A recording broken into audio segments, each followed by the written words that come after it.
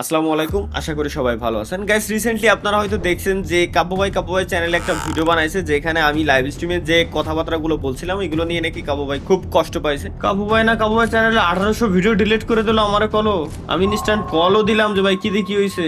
আমার বললো যে তাহলে 1800 ভিডিও ছিল, সব ডিলিট করে দিছি।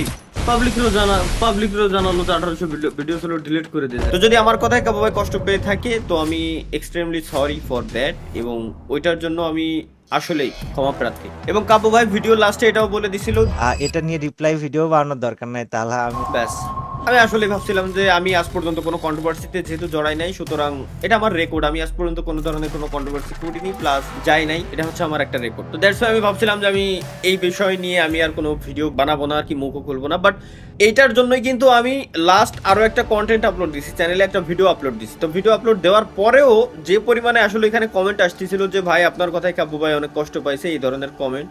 তো ব্যাপারটা দেখে মনে হচ্ছিল যে বিষয়টা এমন যে ওইখানে সমস্ত দোষ আমারই, আমি কিছু একটা করছি যার জন্য কাব্য ভাই কষ্ট পাইছে, এই টাইপের কিছু। তো ভাই বিষয়টা এমন কিছুই না। তো কাব্য ভাই জাস্ট হচ্ছে ওমরা থেকে আসার পর তার চ্যানেলের 1800 ভিডিও ডিলিট করে দেয় 4 দিন পর্যন্ত। আপনারা কেউ জানতেনই না যতক্ষণ না পর্যন্ত আমি এই ব্যাপারে একটা ভিডিও বানাইছি। ভিডিওটা কি আমি এমনি বানাইছিলাম ভাই? এটুকু কি বুঝেন না? আমি তখন কল দিলাম যে ভাই আপনার চ্যানেলের ভিডিও সব কই। দেন আমার কাব্য ভাই অনেক ধরনেরই কথা বললো যে তাহলে আমার লাইফে কি চলতেছে তোরে আমি ভাইয়া বুঝাইতে পারবো না, তো এই জন্য ভিডিও যা ছিল সব ডিলিট করে দিছি, আমি আর এই ভিডিও পাবলিক করবো না, এই টাইপের কথাবার্তা। ঠিক আছে, তো দেন আমি ভাইরে বললাম যে তাইলে কি আপনার অডিয়েন্সরে জানানো দরকার নাই এই বিষয়ে? দেন কাবু ভাই আমার বললো ঠিক আছে তাহলে তুই জানাই দে। দেন আমি জিনিসটা জানাই দিলাম আপনাদেরকে স্টোরির মাধ্যমে। তারপরে এটা নিয়ে একটা ছোটখাটো হাইপ ক্রিয়েট হইলো। দেন কাবু ভাই তার পরের দিনই দেখলাম চ্যানেলে একটা ভিডিও দিল যে তছনছ করে দিবে আর কি, চলেই যখন যাবো এই টাইপের। আমি ভাবলাম যে হয়তো যাক আলহামদুলিল্লাহ ভালো কিছু করতেছে। বাট তার পরবর্তীতে আবার সে রেগুলার কন্টেন্ট দেওয়া শুরু করলো, এবং আমিও পরবর্তীতে লাইভ স্ট্রিমে চলে গেলাম, যে যেটা গেছে। লাইভ স্ট্রিমে যাওয়ার পর অডিয়েন্স ওখানে কমেন্ট করতেছিল যে ভাই কাব্য না সব ভিডিও ডিলিট করে দিয়েছে, আবার এত ভিডিও আসলো কোথা থেকে? তো এটা দেখার পর আমি নিজেই অবাক হয়ে গেলাম যে আসলেই ভাই কেমনে কি।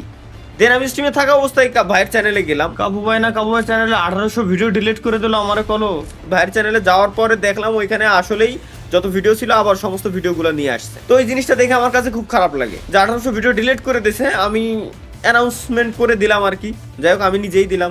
1800 ভিডিও যখন পাবলিক করলো তখন বিষয়টা আমার কি জানানো একবার উচিত ছিল না? তো এই জিনিসটা জানাই না। দেন আমি স্ট্রিমে থাকা অবস্থায় ভাইরে কল দিলাম, যে কল দিয়ে জিজ্ঞেস করলাম ভাই কি দেখি হয়েছে কি দেখি। দেন ভাই আমার জানালো যে তালহা আসলে এইটা অনেক কিছু ঘটে গেছে, অনেক কাহিনী ঘটে গেছে, যার জন্য আমি আবার ভিডিওগুলো ফেরত নিয়ে আসছি, দেন আবার পাবলিক করছি। আমি বাইরে জাস্ট এইটাই বললাম যে ভাই তাহলে কি আমার একবার জানানো উচিত ছিল না আপনার? তো এটা দেখে আমার খুব খারাপ লাগে। আমি ইনস্ট্যান্ট ফোনটারে কেটে দিই, কারণ আমার জানাই নাই। ভিডিও যখন ডিলিট হয়েছে তখন জানাই, আমি নিজেই ফোন দিছি, দেন আমার জানাইছে। ভিডিও ডিলিট করার পর যখন আবার নতুন করে পাবলিশ করলো তখন আমার জিনিসটা জানাইলো না। তো এই বিষয়টা নিয়েই আমার কাছে একটু খারাপ লাগছিল। এটা রাগ না, এটা ছিল জাস্ট হচ্ছে একটা অভিমান। তো এই অভিমান করার পরে যখন স্ট্রিমে আমি এই কথাবার্তাগুলো বলছিলাম, তো এটার জন্য যদি কাবু ভাই কষ্ট পেয়ে থাকে তাহলে আমি এক্সট্রিমলি সরি। এবং এখন আসি কিছু পয়েন্টে। এটা কোনো রিপ্লে টাইপের কোনো ভিডিও না, আমাদের ভিতরে কোনো কন্ট্রোভার্সি চলতেছে না, এই টাইপের কিছুই না। আমি আবারও বলি, জাস্ট কাবু ভাই কিছু পয়েন্ট তুলে ধরছিল তার ভিডিওতে, পয়েন্টগুলো আমি একটু ডিসক্রাইব করি আর কি, এছাড়া আর কিছুই না। তো মানুষ মনে করে যে আসলে ভাই জিনিস অনেকগুলো জিনিস শিখলাম আর কি এটার পরে, যে ক্রেডিট ছাড়া আসলে ভাই এখন থেকে আর কোনো কাজ আমি করবো না, হয় ক্রেডিট না হয় পেমেন্ট, এগুলো ছাড়া আমি এখন থেকে আর কোনো কাজ করবো না, কারণ অনেকগুলো শিক্ষা পাইছি আর কি এখান থেকে। ঠিক আছে, ভিডিওতে কিছু পয়েন্ট উল্লেখ ছিল এখানে, যেমন ছিল হচ্ছে ভাইয়ের চ্যানেলে ভাই ভিডিও ডিলিট করছে 3-4 ঘন্টা সময় লাগে। ভিডিও ডিলিট করার পর আবার তার একটা ইউটিউবের অফিসিয়াল অ্যাডমিন আছে, যেখানে বাংলাদেশে হাতে গোনা 6-7 জনের আছে, তার সঙ্গে কথাবার্তা বলে আবার ভিডিওগুলো ফেরত নিয়ে আসা। তো ভাই আপনার ভাষ্য অনুযায়ী 6-7 জনের ভিতরে বাংলাদেশে আমিও নিজেও একজন, যে কিনা গত 1.5 বছর যাবৎ অ্যাডমিন নিয়ে আসে। এবং আপনি কবে পাইছেন, আপনাকে কে দিছে, এবং কে আছে কে পাচ্ছে সবই জানি। এবং ভিডিও ডিলিট করতে ভাই 3-4 ঘন্টা সময় লাগে না। আপনি আমারে বলতেন আমি ডিলিট করে দিতাম মাত্র 4-5 মিনিটের বেশি সময় লাগতো না। শুধু এইটাই না, রিসেন্টলি ভাই ব্যাপারটা হচ্ছে এমন যে যাই হোক, ইউটিউব অফিসিয়ালদের সঙ্গে আমি এখনো পর্যন্ত একটা কাজ করতেছি, সেটা হচ্ছে যে বাংলাদেশে সুপার চ্যাটের যে সিস্টেমটা, এটারে আরো ইজি, প্লাস বাংলাদেশের ওয়ালেটগুলো অ্যাড করা নিয়ে আরো কিছু কাজ আছে যেগুলো খুব সুন্দরভাবে যাতে হয়। এটা কি ভাই আমি আমার জন্য করতেছি, এটা আমার নেক্সট জেনারেশনের জন্য করতেছি। আর আপনার ভাষ্য অনুযায়ী ছোট তালহাজ বড় হয়ে গেছে। হ্যাঁ ভাই, বয়স প্রায় 27 হইতে যাচ্ছে, একটু তো বড় হয়েছি। আমি আর কতদিন ইউটিউবে থাকবো?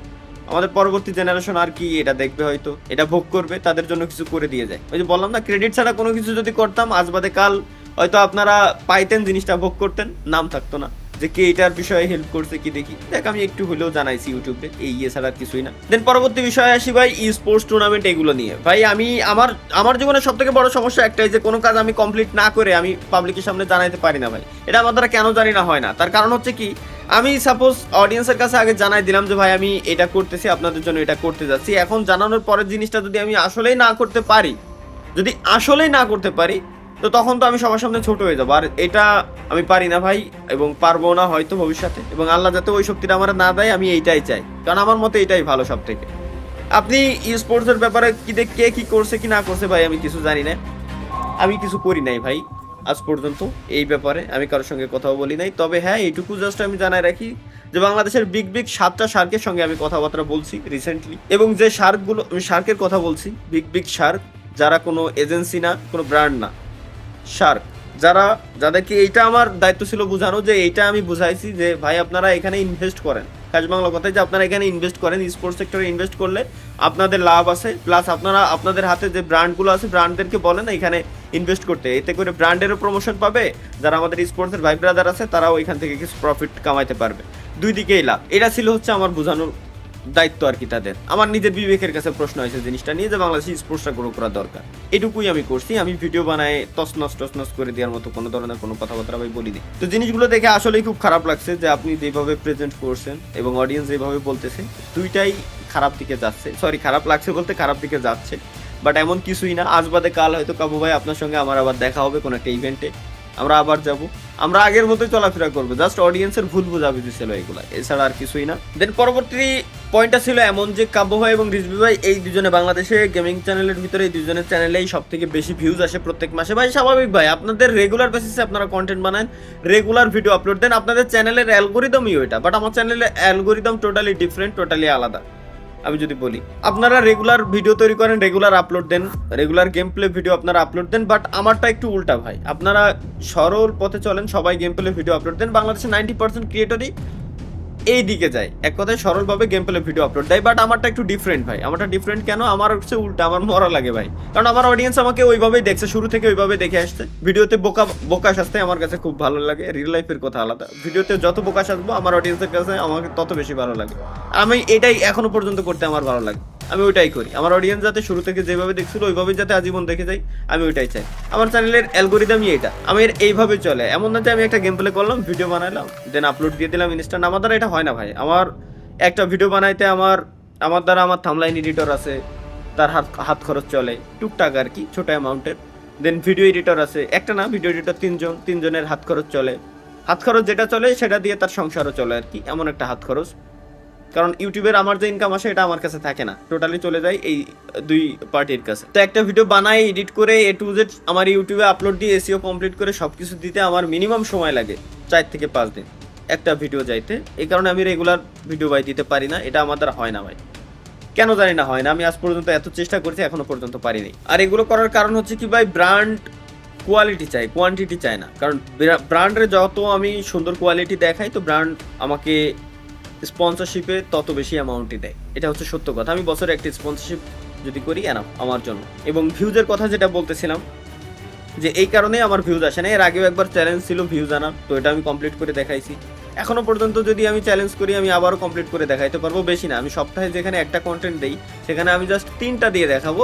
3টা ভিডিও আমার ইউটিউব এবং ফেসবুক দুই জায়গায় যাবে। এভারেজে ভিডিও ভিউজ 2 মিলিয়ন থেকে কিছু না হলেও ভাই 2 মিলিয়ন থেকে 3 মিলিয়ন ভিউজ আসবে স্বাভাবিক, যদি আমি ক্লিকবিট টাইটেল আর ক্লিকবিট থাম্বলাইন আমি ইউজ করি তো। বাট ওটা আমি পারি না ভাই, ক্লিকবিট থাম্বলাইন, ক্লিকবিট টাইটেল এটা আমি ইউজ করতে পারি না। যেটা আমার ভিডিওতে আছে আমি ওইটাই দেখাই, অডিয়েন্স আমাকে সরল সোজাভাবে দেবে, এইটাই চাই আমি, এছাড়া আর কিছুই না। যাই হোক, এভারেজে আমার প্রায় ইউটিউবে 6টা ইউটিউব চ্যানেল, তার ভিতরে 2টা হচ্ছে গেমিং ক্যাটাগরি, একটা পিসি কনসোলের জন্য, একটা হচ্ছে মোবাইল বেসিস যেটাতে আপনি ভিডিওটা দেখতেছেন, আপনারা ভিডিওটা দেখতেছেন, এবং বাকি সবগুলোর ক্যাটাগরি ডিফারেন্ট। তো সব মিলে আমার প্রায় সাবস্ক্রাইবার 7 মিলিয়নের মতো, এবং ডিফারেন্ট অডিয়েন্স আছে আমার কাছে। তো এভারেজে যদি আমি বলি ভাই, প্রত্যেক মাসে আমি যদি রেগুলারিটি মেনটেন করি, তো এভারেজে প্রত্যেক মাসে আমার 20 মিলিয়ন ভিউজ আনা কোনো ঘটনায় না মিনিমাম, শুধুমাত্র ইউটিউব থেকে। এবং শুধুমাত্র এটা ইউটিউবের কথাই আমি বললাম, ফেসবুকের কথা না। তো যাই হোক ভাই, ভিউজ নিয়ে আসলে এইভাবে কথাবার্তা না বলাই উচিত। আপনারা অবশ্যই আমার সিনিয়র ক্রিয়েটর, আপনাদের ভিউজ আসবে স্বাভাবিক। তো আমি আবারও বলতে চাই এটাই ভাই, যদি আমার কথায় কষ্ট পেয়ে থাকেন তাহলে আমি এক্সট্রিমলি সরি, এবং অডিয়েন্সকেও জানাতে চাই এটা ভাই আসলে কিছুই হয় নাই, কোনো ধরনের কন্ট্রোভার্সিও না, কিছুই না, শুধুমাত্র আপনাদের ভুল বোঝাবুঝি, এছাড়া আর কিছুই না। যেটা হয়েছিল আমি সমস্ত কিছু ক্লিয়ার করে দিলাম।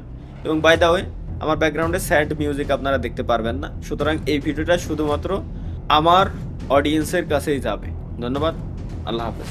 ও বাই দ্য ওয়ে, লাস্ট একটা জিনিস ক্লিয়ার করে দিতে চাই, আমি এখনো পর্যন্ত প্রত্যেকদিন যাদের সঙ্গে দেখা হয় প্রত্যেকেরই সেম একটা কোশ্চেন যে ভাই আমি কেন ফ্রি ফায়ার ছাড়ে দিছি। ভাই আমি ফ্রি ফায়ার ছাড়ি নেই, আমি পাবজি, ফ্রি ফায়ার সহ যত ধরনের বাংলাদেশে গেমস আছে সবগুলোই যাতে খেলতে পারি ওই সুযোগটা তৈরি করে নিছি, প্লাস দিছি। দ্যাটস ওয়াই আমি পার্টনারশিপ থেকে শুধুমাত্র বেরোয়েছি। তো থ্যাংক ইউ, আল্লাহ হাফেজ।